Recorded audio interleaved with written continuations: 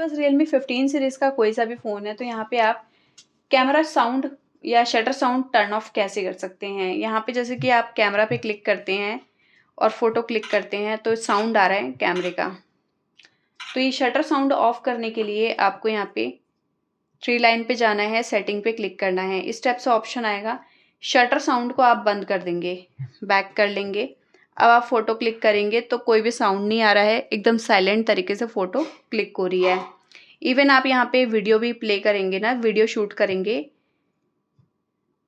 तो कोई भी साउंड नहीं आ रहा है। इस पे क्लिक करेंगे तो देख सकते हैं साइलेंट तरीके से वीडियो शूट हो रही है।